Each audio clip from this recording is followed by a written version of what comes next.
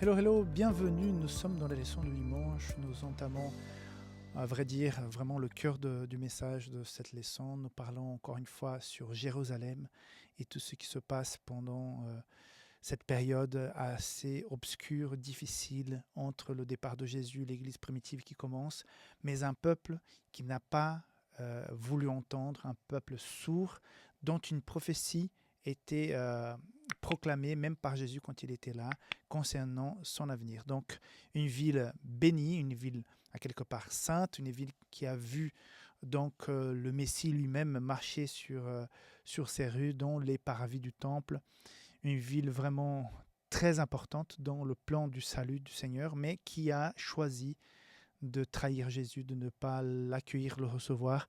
Il est une ville maintenant qui est face aux conséquences de ses choix. Cette semaine, je voudrais donc t'inviter à réfléchir un petit peu sur cette église primitive. On va commencer aujourd'hui par cette église qui arrive à s'enfuir à temps, une église qui a payé très cher, plusieurs ont été assassinés à cause de leur foi, mais une église qui a triomphé. On va voir demain un peu comment était le vécu de cette église, mais là, ce moment qui est difficile parfois pour nous de comprendre. Un Dieu qui est amour, un Dieu qui veut nous sauver, un Dieu qui a nous planifié pour la vie éternelle, pour tout ce qui est bon, tout ce qui est noble. Et voir ces gens dans cette ville, comme je vous ai dit, je vous recommande vivement de lire le premier chapitre de Tragédie des siècles pour voir la description de Jérusalem au moment du siège. Ce Dieu qui voit ces gens qui sont capables de se trahir, de s'entretuer, qui sont dans la famille, qui sont capables de manger le cuir sec des vêtements, des ceintures, qui sont capables même de tuer d'autres êtres humains pour les manger. Des mamans qui sont capables de manger leurs propres enfants. Non. Comment cela peut arriver? Où est Dieu quand cela arrive? Dieu a une œuvre étrange, la Bible dit étrange, je ne sais pas le mot exact de ce verset, qui est une œuvre étrange, qui est l'application de la justice exécutive de Dieu. C'est-à-dire un moment où Dieu fait justice, nous avons un jugement en ce moment, selon notre croyance de l'Église adventiste, que Jésus est dans le lieu très saint en train de faire ce jugement final avant de retourner.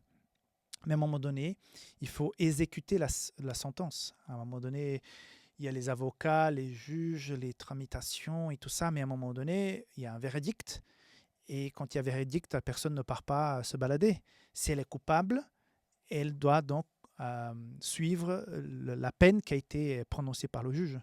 Donc à un moment donné, nous sommes face à une décision. Nous devons choisir quel est notre avenir, quel est notre chemin. Donc nous choisissons une certaine liberté, un détachement de tout ce qui est spirituel. Nous éloignons, nous refusons Dieu dans notre vie. Nous croyons qu'il n'existe pas. On va faire notre vie, on va gérer notre propre existence. C'est un choix. C'est un choix que Dieu nous a laissé. C'est cette liberté qui est merveilleuse.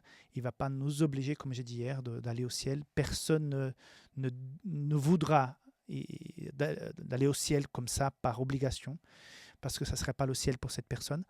Mais à un moment donné, il y a des conséquences.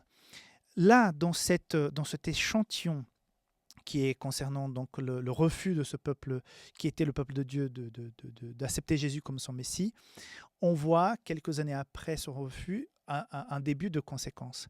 Donc ils sont assiégés, ils vont énormément souffrir, ils vont s'entretuer, ils seront tués, le temple sera détruit, la ville sera détruite. Par contre, le peuple de Dieu qui était attentif, qui était aussi la plupart des Juifs qui ont vécu une conversion, ils ont pu partir avant que cela arrive.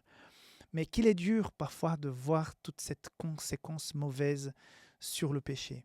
Nous savons qu'à un moment donné, le péché, il va falloir qu'il soit détruit.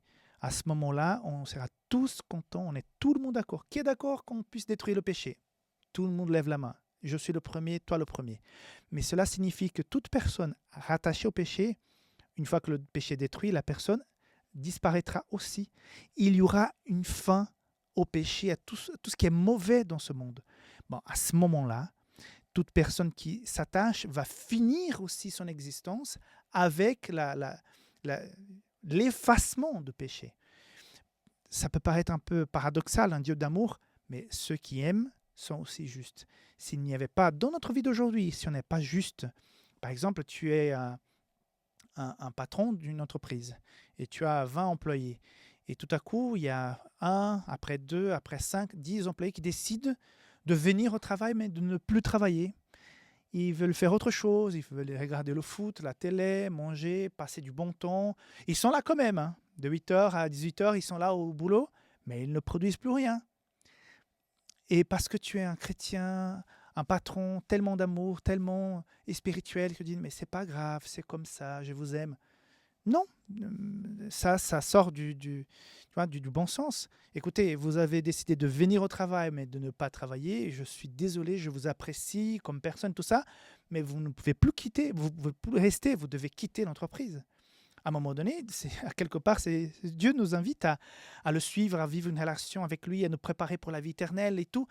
Mais si je ne m'engage pas, mais aucun souci. Mais à un moment donné, la boîte va fermer et ceux qui se sont engagés avec le maître vont partir pour une nouvelle étape de leur vie.